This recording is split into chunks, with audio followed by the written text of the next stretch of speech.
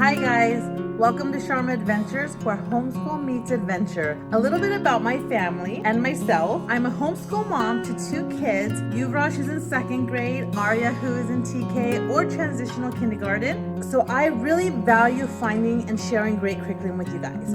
But I have this series where I'm exposing or wanting to show you guys some of the inappropriate, darker side of curriculum that you may or may not have taken notice to, that I want to bring some light on. So today I'm going to be reviewing with you guys, going over some of the alarming and scary topics brought up in the Random House Book of Poetry for Children. Now, I got this book from my charter school for Arya from her educational facilitator or educational partner. That was her first semester of TK, and as you know, poetry tea time is growing in the homeschool community.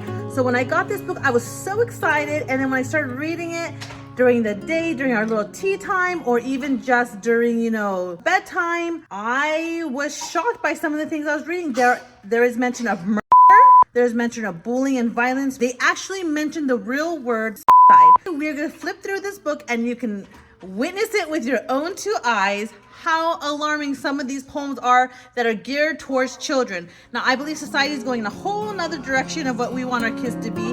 And if you're homeschooling and you care what your little kiddos are doing like I do, you want to make sure you get the best, and I mean the best, wholesome, educationally rich books. And this is definitely not one of them. So I'm going to turn you guys around with me and we're going to go through this book. Just want to remind you that if you have any kiddos in the room, now would be the time to either push pause or go into another room, or wait till a later time to watch it, because it has some inappropriate words. There are some topics that should not be discussed with your children. Trust me, you would not want them to hear this.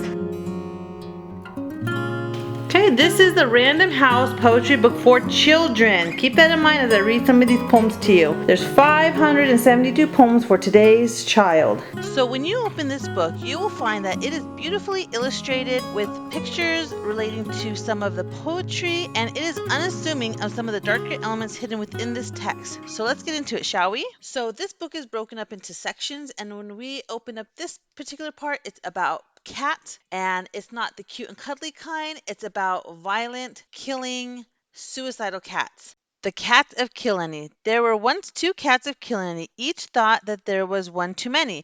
So they fought and they fit, and they scratched and they bit, tail excepting their nails and their tips of their tails. Instead of two cats, there weren't any. So just by looking at these photos and the words that are displayed in this poem, you will see that these cats fought MMA style to the death. So this immediately teaches our kids that there is a lack of resources. There can only be one of anything. There's not enough for two in the town, which is a frightening thought to put in our young kids' developing minds. So this is teaching our kids to resolve issues violently and ultimately go till no one can continue to go, and their nails are just a pile of rubbish, and they virtually killed each other, fighting until they both perished. Instead of two cats, there weren't any. That means that they both evaporated into nothingness, and that is not what I want to be reading my kids during tea time. Okay, let's go ahead and read A Cat in Despondency. A cat in despondency sighed and resolved to commit suicide. She passed under the wheels of 8 automobiles, and under the ninth she died. So the very definition of despondency means loss of all hope. So this poem teaches our kids, like the cat, if you lose hope, the only way to resolve it or get past that is to commit suicide or death, which is not something that we want to teach our young kids who may be going through issues such as divorce, bullying, school issues, things that we may not be aware of, or they can even be teaching that to their peers and other classmates. These are not topics that should be discussed or talked about at such a young age, young children, especially during tea time, as this book is geared towards children. It's a poetry book of children, not tweens or young adults or teenagers. It's young children. So let's keep that in mind as we are looking at the poetry selected to teach our sprouting young children and who we're supposed to be guiding into having a beautiful life, especially if you're a homeschooler trying to have a tea time. This is definitely not a book that I think that you'd want to have in your collection. The next poem is titled I Saw a Little Girl I Hate. I saw a little girl I hate, and I kicked her with my toes. She turned and smiled and kissed me, then she punched me in the nose. There are so many problems with this poem, I don't even know where to begin. The sexual harassment, the domestic violence, falling in love with abusers and thinking that it's perfectly okay and that these are the procedures of falling in love or being attracted to the opposite gender. I think with little kids are starting to find attraction to the opposite gender, they may not know how to go about that. And reading this kind of poem, they might think, oh, this is what I should do. I should kick the girl.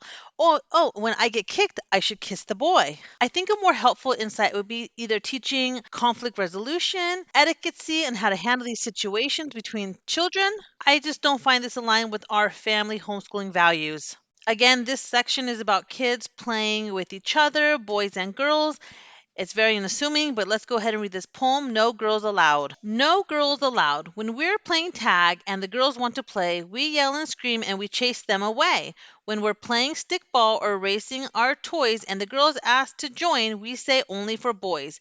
We play hide and go seek and the girls wander near. They say, please, let us hide. We pretend not to hear. We don't care for girls, so we don't let them in. We think that they're dumb. And besides, they might win. So the main issues with this poem is isolation, bullying, gender dysphoria. There is boys hating girls for the fact that they are girls and they might win, which is teaching them not to be competitive, have a healthy competition with each other, to play, win, and have fun just among friends. And ultimately is teaching segregation. Last but not least, this poem is called The Duck. No biggie, right? Let's think again. So this poem is basically about a duck and a human switching places so that the human will know what it feels like to be eaten or served up as a dish. Now this is so morbid because it puts in our kids' mind that meat eaters should be shamed or they should feel ashamed for eating meat. And as a vegetarian family, even I would not put these imageries or ideologies in my kids' mind. Just imagine how your kids will feel, act, and possibly misbehave the next time you guys have a family barbecue, go to a steakhouse or a restaurant that does serve meat, which is everywhere in the United States. I don't think that this is a great topic to start teaching kids on this, even if you're a vegetarian family, because you do need to teach your kids to respect everyone's different opinion and eating habits, that we're all not the same, and this is just not the way to go about it.